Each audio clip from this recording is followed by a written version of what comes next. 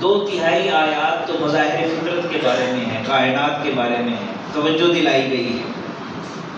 مثلا جس جگہ پر عیسیٰ علیہ السلام کو ان کے نصارہ نے خدا کا بیٹا کہا، غلط کیا ان کی شان میں، خدا کا بیٹا کہہ دیا، الوہیت میں شریک کر دیا، معبود مان دیا، اللہ تعالیٰ نے دلیل دی کہ عیسیٰ علیہ السلام اگر محض اس وجہ سے خدا ہو گئے ہیں یا خدا کا حصہ ہو گئے ہیں، ٹھیک ہے، معبود ہو گئے ہیں کہ ان کی ولادت بغیر باپ کے ہوگی، تو پھر آدم کے بارے میں کیا خیال ہے؟ دلیل دیکھیں آپ، اگر عیسیٰ علیہ السلام بغیر باپ کے پیدا ہونے کی وجہ سے الوہیت کے مقام پر پہنچ گئے، الہ بن گئے، تو پھر آدم علیہ السلام کے بارے میں کیا کہتے ہیں؟ ان کی تو ماں بھی نہیں ہے، باپ بھی نہیں۔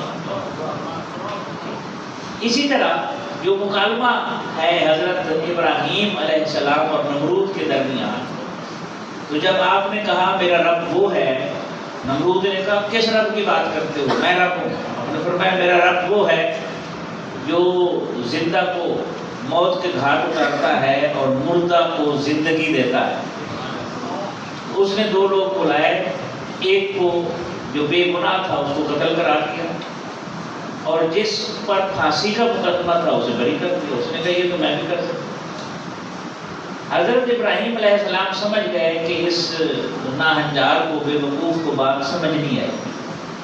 آپ نے فرمایا اچھا، تو پھر میرا رب وہ ہے جو مشرق سے سورج کو طلوع کرتا ہے اور مغرب میں غروب کرتا ہے۔ تو اگر رب ہے تو مغرب سے طلوع کر اور مشرق میں غروب کر۔ فَبُهِتَ الَّذِي كَفَرَ، قرآن کہتا ہے وہ کافر مبہوت ہو کر رہ گیا، اس کے پاس کوئی جواب ہی نہیں۔ دلائل بھی ہیں اس میں، اور جو قوت ادراک کے حامل لوگ ہیں ان کا پورا سامان قرآن پاک میں موجود ہے۔ مثلا اللہ تعالیٰ نے، ایک آدمی آیا حضور صلی اللہ علیہ وسلم کے پاس، ہڈی اٹھائی ہوئی ہے، اور کہتا ہے میں یحیی ھذہ العظام، ان ہڈیوں کو کون زندہ کرے گا؟ وَهِیَ رَمِیمٌ، جب یہ مٹی میں مل جائیں گی، بوسیدہ ہو جائیں گے۔ اللہ نے فرمایا محبوب انہیں بتا دیں انہیں وہی زندہ کرے گا جس نے انہیں پہلی دفعہ بنایا۔ قُلْ یحییھا الذی انشأھا اول مرہ، وہی بنائے گا۔ اصل مسئلہ تو پہلی دفعہ بنانا ہے۔ جس نے پہلی دفعہ آدم سے وجود بخش دیا اس کے لیے دوسری مرتبہ بنانا کون سا مشکل ہے؟ بے شمار دلائل ہیں، اگر آپ دیکھیں گے، پڑھیں گے، قرآن اس سے خطاب کرتا ہے اہل ادراک جو لوگ ہیں۔ اسی لیے بے شمار لوگ مسلمان ہوتے صرف قرآن پڑھنے کی وجہ سے۔ یہ غیر مسلم مسلمان اس وجہ سے ہوا کہ اس نے تحقیق کی۔ قرآن میں جہاں سمندر کا ذکر ہے، اس کی موجوں کا ذکر ہے، سمندر کے طوفان کا ذکر ہے، اس وقت جو کیفیات انسان پر وارد ہوتی ہیں انہیں جس طرح بیان کیا، اس نے تحقیق یہ کی جناب محمد صلی اللہ علیہ وسلم نے تو زندگی بھر سمندری سفر ہی نہیں کیا۔ اگر یہ ان کا کلام ہوتا تو پھر انہیں سمندری سفر کرنا چاہیے تھا۔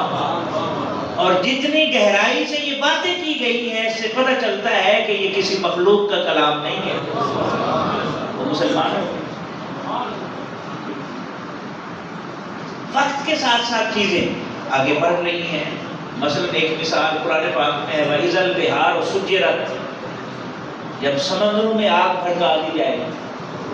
اب پہلے زمانے میں مشکل تھا کہ پانی میں آگ لگے گی، پانی میں بھی آگ لگ سکتی ہے، بلکہ کسی نے کہا تھا ہواؤں میں زہر گھلا، پانیوں میں آگ لگے، تمہارے بعد زمانہ بڑا عجیب ہے، یعنی اسے عجیب سمجھا جاتا تھا۔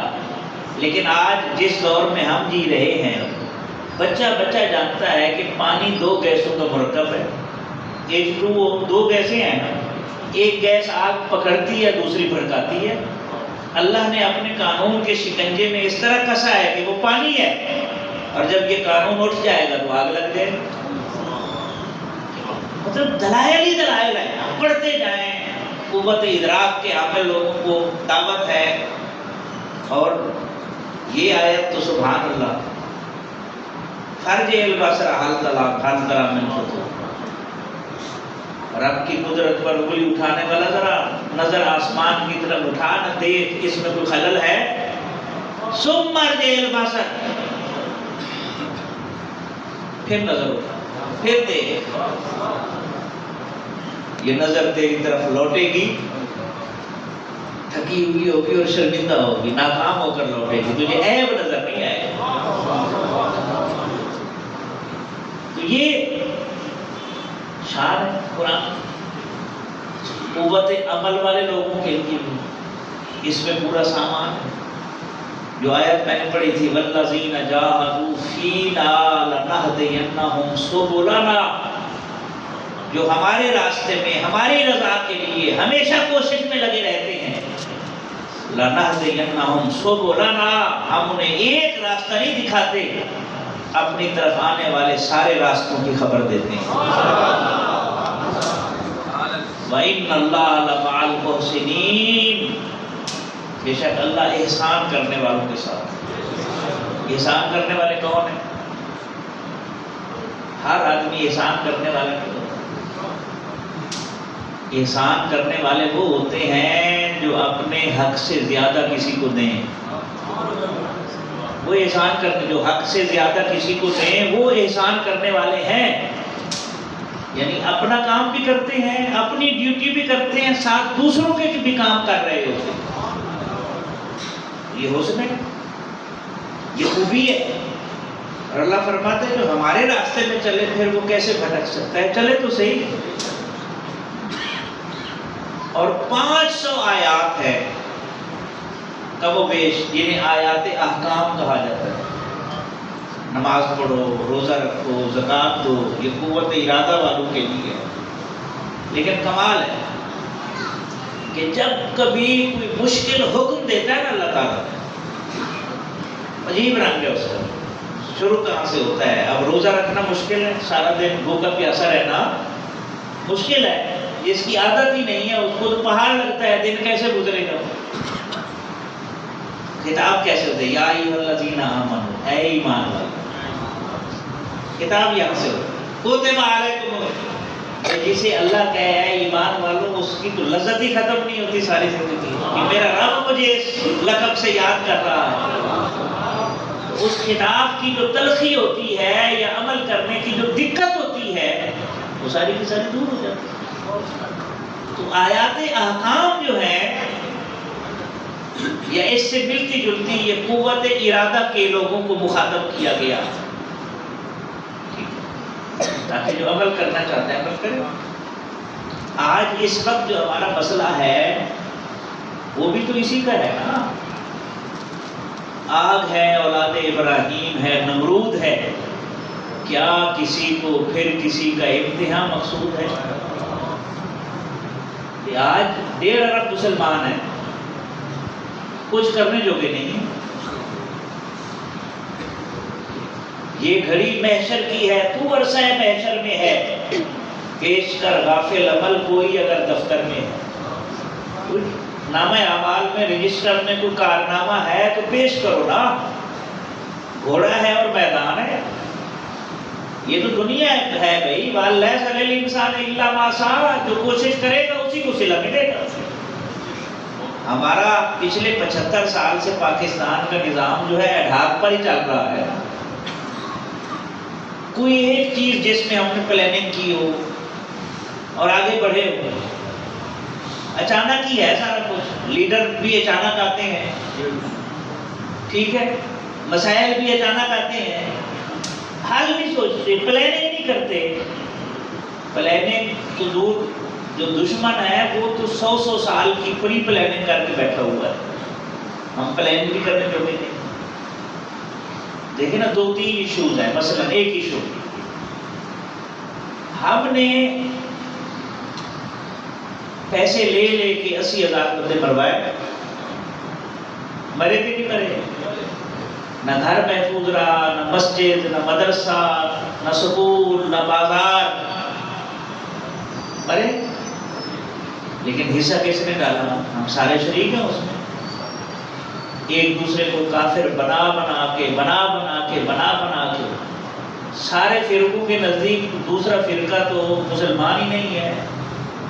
جب مسلمان نہیں ہے تو پھر ہمیں تو کسی دشمن کی ضرورت ہی نہیں ہے، آپس میں ہی لگے رہو. اور یہ ہم نے کیا. جانے کب کون کسے مار دے کافر کہہ کے شہر کا شہر مسلمان ہوا پھرتا ہے. شہر کا شہر ہی مسلمان ہے، اپنے آپ کو مثبت کی سارے کافر.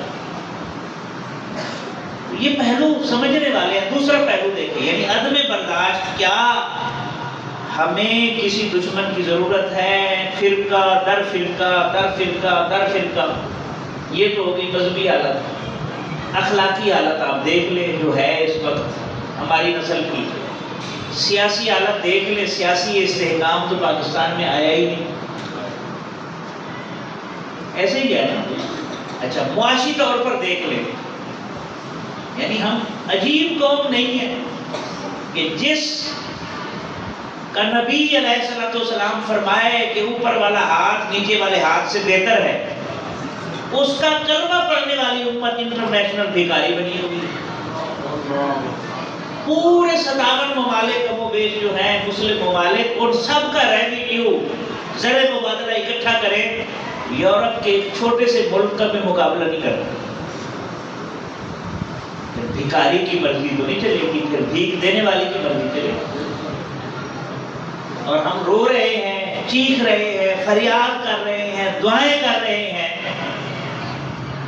اگر صرف دعائیں کافی ہوتی نا تو رسول اللہ صلی اللہ علیہ وسلم کو طائف کی وادی سے نہ گزرنا پڑتا.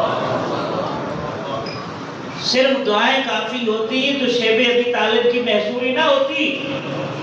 صرف دعاؤں سے کام چل سکتا تو حضرت بلال کو تپتی ہوئی ریت پر نہ گھسیٹا جاتا، حضرت یاسر کے جسم کو نہ چیرا جاتا.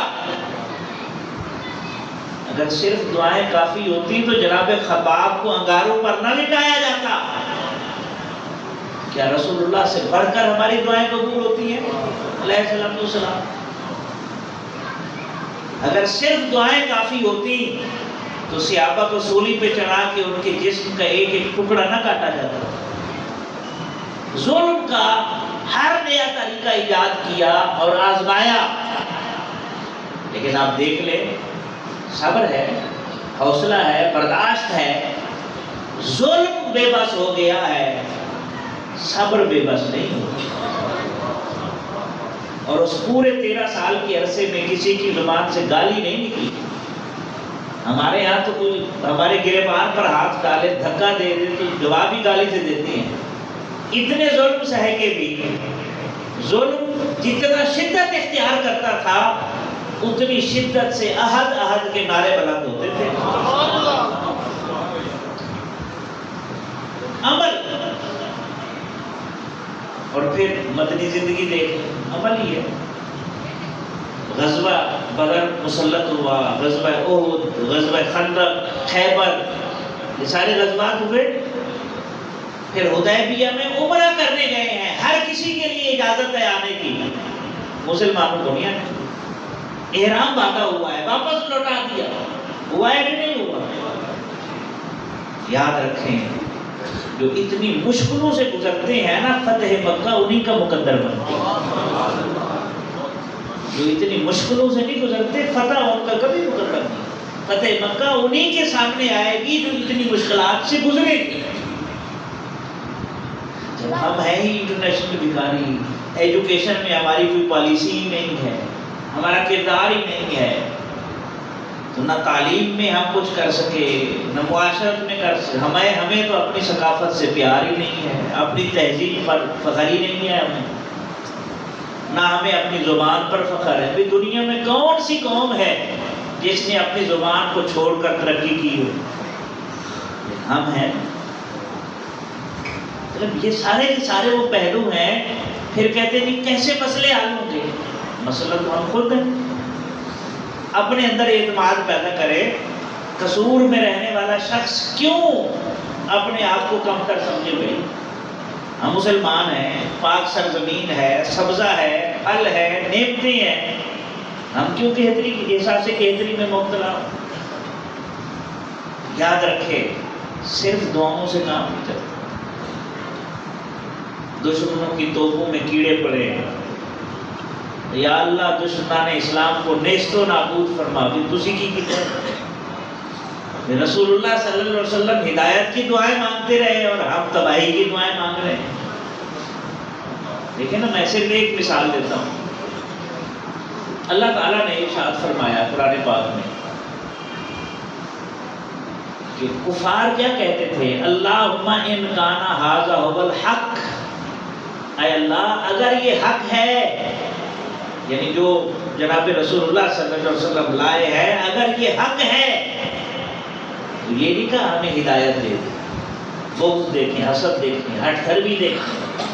کہتے تھے اگر یہ حق ہے فَأَمْطِرْ عَلَيْنَا حِجَارَةً مِّنَ السَّمَاءِ، ہمارے اوپر آسمان سے پتھروں کی بارش برسا. ابیتنا بعذاب الیم، یہ ہمارے اوپر دردناک عذاب لیا. ایک طرف اتنا ہٹ دھرمی ہے، کینہ ہے، نفرت ہے، اور دوسری طرف کتنا شدت احساس ہے. فَلَعَلَّكَ بَاخِعٌ نَفْسَكَ عَلَىٰ آثَارِهِمْ إِن لَّمْ يُؤْمِنُوا بِهَٰذَا الْحَدِيثِ أَسَفًا. اے حبیب ایسے لگتا ہے کہ آپ ان کے ایمان نہ لانے کے غم میں اپنی جان دے دیں.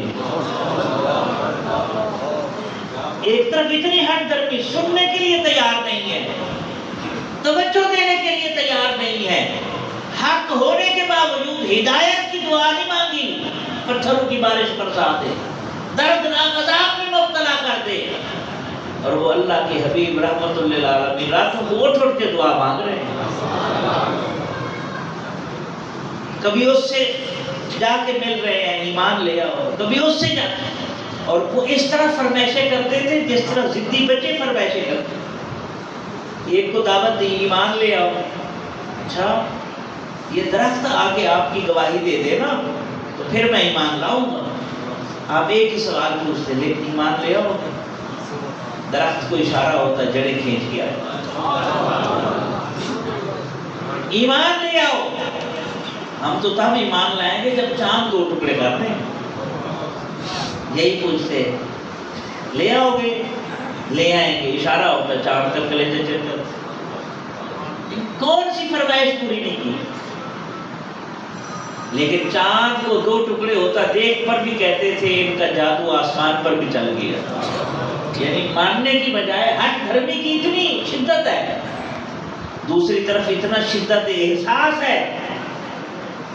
کاش یہ اللہ کے بندے ہیں، یہ جہنم میں کیوں جائیں؟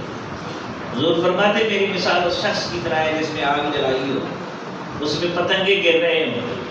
تمہاری بھی وہی حالت ہے. میں تمہاری پشت سے، پیٹھ سے، کمر سے پکڑ پکڑ کر کھینچ رہا ہوں تاکہ جہنم میں نہ گر جائے. کیا ہمارے اندر اتنی شدت احساس ہے؟ پہلے جب خلافت دی جاتی تھی، یہ میں ابھی عرض کرتا ہوں آگے، آج کل تو خلافت بھی مارکیٹنگ کی نظر ہوتی ہے.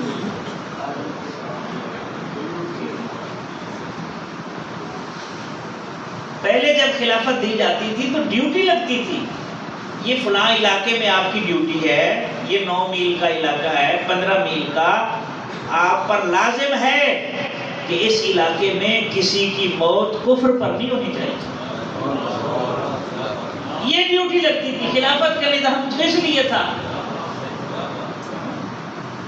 معاملات الٹ ہو گئے.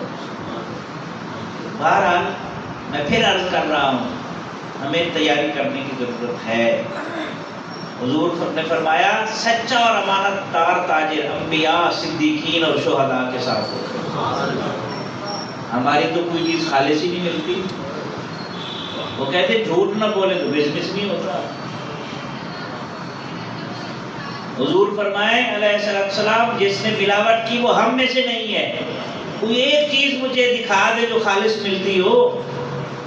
زندگی بچانے والی ادویات بھی خالص نہیں ہے، اور تو چھوڑے پاکیزہ چیزوں کو بھی ہم نے پتہ نہیں کیا بنا دیا ہے. دودھ ملتا ہے خالص، گھی ملتا ہے خالص، پانی تک خالص نہیں ملتا. پھر کہتے ہیں ہم مسلمان ہیں، ہمیں کسی دشمن کی ضرورت نہیں، ہمیں اپنے گرے بانوں کو جھانکنے کی ضرورت ہے. ہمیں اپنی اصلاح کرنے کی ضرورت ہے۔ اگر میں استاد پڑھاتا ہوں، میں طے کر لوں کہ میں وقت پر جاؤں گا، وقت پر آؤں گا، صحیح پڑھاؤں گا، تبدیلی شروع ہو جائے گی۔ اگر ایک تاجر ہے، صبح کے بعد دکان کھولتا ہے اور وہ تھوڑا منافع لیتا ہے اس لیے کہ لوگ مہنگائی میں پسے ہوئے ہیں، ان کی تکلیف کا بھی ازالہ ہو، میرے گھر کا راشن بھی چلتا رہے، تو یہ سوچے گا تو تبدیلی آئے گی۔ ہمارے یہاں تو رمضان میں جو مہنگائی ہوتی ہے اور جو ظلم کیا جاتا ہے اور ناجائز منافع لے کے پھر عمرے پہ نکلے ہوتے ہیں، کون سے عمرے ہیں بھائی؟ یہ مخلوق کا خون چوسا ہے تم نے، یہ کون سے عمرے ہیں؟ کون سی باتیں ہیں؟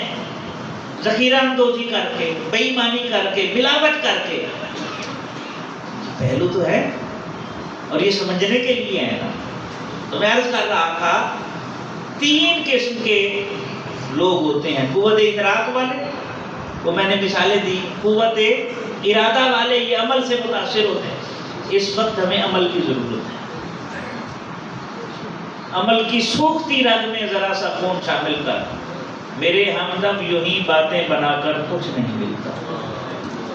ہم میں سے ہر ایک پوری دنیا فتح کرنا چاہتا ہے اور سب کو ٹھیک کرنا چاہتا ہے، لیکن اپنے آپ کو ٹھیک کرنے کے لیے تیار نہیں۔ تیسرے لوگ جو ہیں وہ قوت جذبہ والے ہوتے ہیں، یہ بڑی عجیب قسم کے لوگ ہیں۔ تیسری قسم کے لوگ، یہ دلیل سے قائل نہیں ہوتے، ان کو دلیل کی ضرورت ہی نہیں ہوتی، یہ کسی کے عمل سے بھی متاثر نہیں ہوتے، نہ کسی کے عمل پر نظر رکھتے ہیں، بس ان کی طرف کوئی مسکرا کے دیکھ لے تو دل دے دیں گے، ان کی محفل میں نصیر، ان کے تبسم کی قسم، دیکھتے رہ گئے ہم ہاتھ سے جانا دل کا۔ کوئی احسان کر دے تو ساری زندگی احسان نہیں بھولتے، عجیب شدت احساس کے یہ حامل لوگ ہوتے ہیں۔ اب ان کے لیے بھی اللہ تعالیٰ نے قرآن پاک میں اعلان کیا ہے، سنیں اور حظ اٹھائیں۔ ویسے تو اللہ نے کہا نا، یہ کرو گے تو جنت ملے گی، یہ کرو گے تو جہنم ہے، ڈرایا ہے، لیکن کچھ ایسے بھی لوگ ہیں جنہیں ڈرانے کی ضرورت ہی نہیں۔ کیا کہا؟ الم یعن للذین آمنوا ان تخشع قلوبہم لذکر اللہ، کیا ایمان والوں کے لیے ابھی وہ وقت نہیں آیا کہ ان کے دل اللہ کے ذکر میں جھک جائیں؟ یہ نہیں کہا کہ خشوع اختیار کرنے، ابھی وہ وقت نہیں ہے۔ حضرت فضیل بن عیاض جا رہے تھے، ڈاکے مارتے تھے، گزر رہے تھے، کہیں یہ آیت سنی، ایسا دل پر اثر کیا، ہاتھ اٹھا کے کہتے تھے پروردگار وہ وقت آ گیا ہے، وہ وقت آ گیا ہے، وہ وقت آ گیا ہے، میرا دل تیرے ذکر کے سامنے جھک گیا ہے۔ تو یہ قوت جذبہ والے لوگ ہیں۔ دوسری مثال دیکھیں، سبحان اللہ، اللہ فرماتا ہے ما یفعل اللہ بعذابکم ان شکرتم وآمنتم، اللہ تمہیں عذاب دے کر کیا کرے گا؟ رب العالمین ہے، اس نے تعارف بھی رحمان اور رحیم سے، وہ عذاب دے کر کیا کرنا چاہتا ہے؟ کیا کرے گا عذاب دے کر؟ ان شکرتم وآمنتم، اگر تم شکر کی روش اختیار کر لو، ایمان کے راستے پر چل نکلو، اس میں بھی تمہیں عذاب ہی دینا ہے۔ نہ اسے ایمان کی ضرورت ہے، نہ اسے شکر کی ضرورت ہے۔ ایمان لائے گا، شکر کرے گا تو مخلوق کا فائدہ ہوگا۔ خالق واللہ غنی عن العالمین، وہ سارے جہانوں سے بے نیاز ہے۔ دوسری ایک اور آیا سن، وہ تو کہتا ہے فاذکرونی اذکرکم، کیسی مہمیز ہے جب تم مجھے یاد کرو میں تمہیں یاد کروں۔ مخلوق فانی، وہ باقی بے نیاز الصمد، محبت تو دیکھ، فاذکرونی، سبحان اللہ، کیا رنگ ہے۔ حضرت پیر میر علی شاہ صاحب رحمۃ اللہ علیہ گئے پاک پتن شریف، پاک پتن شریف گئے تو نعرہ لگتا ہے اللہ محمد چار یار حاجی خواجہ قطب فرید، کہتے ہیں کہ ایک بندے نے کہا یہ کیا ہے؟ اللہ کا ذکر نہیں ہے، یہ بکھرا ذکر شروع کر دیا۔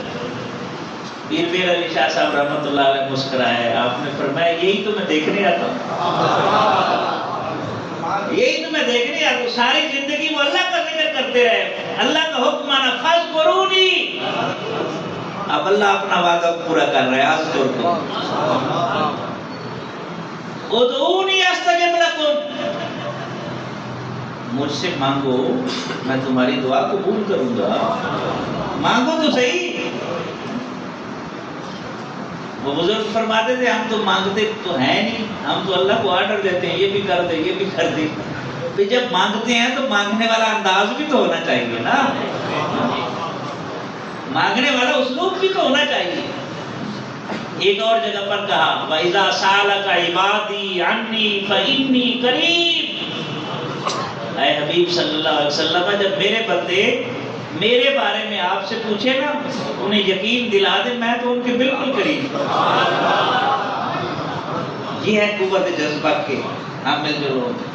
ایک اور آیت سنیں سبحان اللہ، یا ایھا الانسان ما غرک بربک الکریم، وہ غفلت میں پڑے ہوئے انسان تجھے اپنے کریم رب کے بارے میں کس چیز نے دھوکے میں ڈال دیا؟ کریم رب کے بارے میں، الذی خلقک، جس نے تجھے عدم سے وجود بخشا، تو کچھ نہیں تھا، اتنا تیرا سراپا بنا دیا، اتنا کریم رب، فسواک، تیرے جسم میں تسویہ کیا، برابری کی، اعضاء کے اندر ایک آنکھ بڑی نہیں رکھی ایک چھوٹی نہیں رکھی، ناک بنایا دونوں نتنے برابر رکھے، انگلیاں بنائی ایک جیسی بنائی، تسویہ، بات الگ، پھر جہاں ناک ہونی چاہیے تھی وہاں ناک رکھی، جہاں آنکھیں ہونی چاہیے تھی وہاں آنکھیں رکھی۔ اس کریم رب کے بارے میں بھی تجھے کسی نے دھوکے میں ڈالا،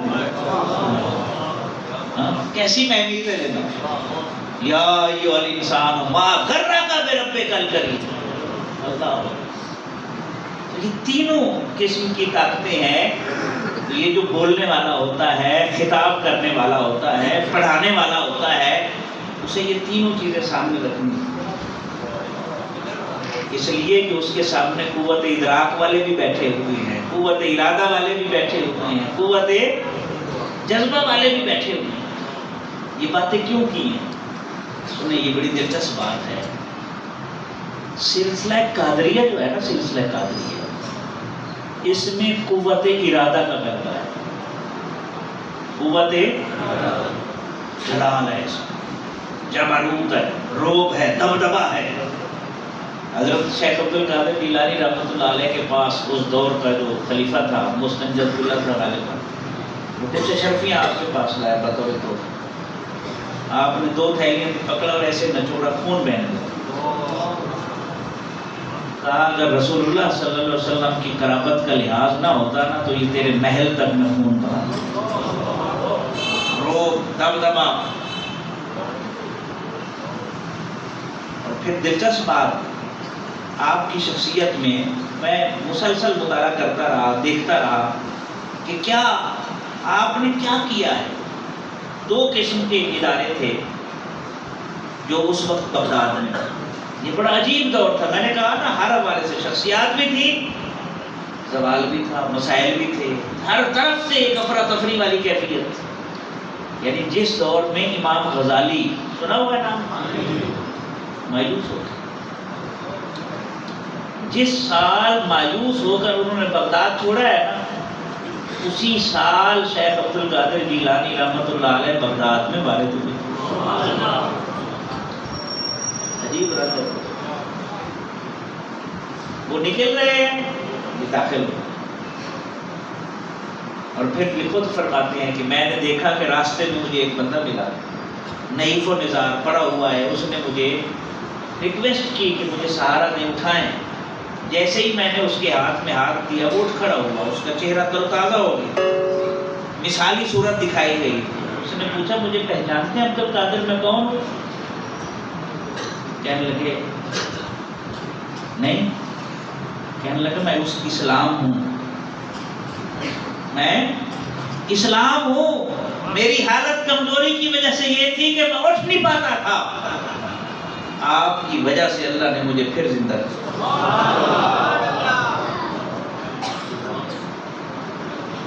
پوری امت میں محی الدین لقب آپ کا ہی ہے حقیقی معنی میں آگے عرض کرتا ہوں آپ نے کیا کیا، ہم تو صرف باتیں کرتے ہیں۔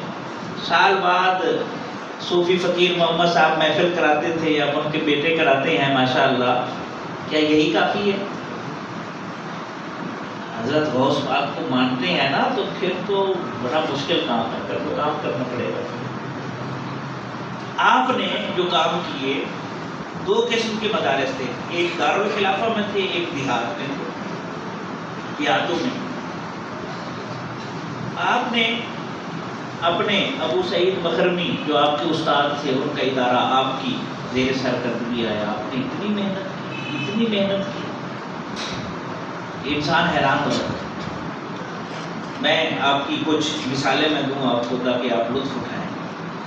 دو باتیں مورخین لکھتے ہیں کہ آپ کی زندگی دو باتوں کی بنا پر ممتاز تھی، نمایاں تھی، دو باتوں کی وجہ سے۔ پہلی یہ کہ آپ کی زندگی فقر و افلاس کی زندگی، تنگدستی میں گزاری۔ آپ کے والد نے وفات کے وقت آپ کے لیے اور آپ کے بھائی کے لیے مبلغ 80 دینار چھوڑے تھے ترکے میں، آپ کو اس میں سے آتے نہیں۔ اکثر اوقات آپ اپنی یومیہ خوراک سبزی فروشوں سے ادھار لیتے، جو اس مہنگائی کے دور میں روٹی کے ایک ٹکڑے اور پودینہ سے زیادہ نہیں ہوتی۔ اور یہ ادھار کیسے ختم ہوتا؟ والدہ جو سینے پر ہونے کا کام کرتی تھی، اس رقم کے انتظار میں ادھار ملتے۔ اب سنیں، غور سے بات سنیے، جو خصوصاً نوجوان، یاد رکھیں مشکلات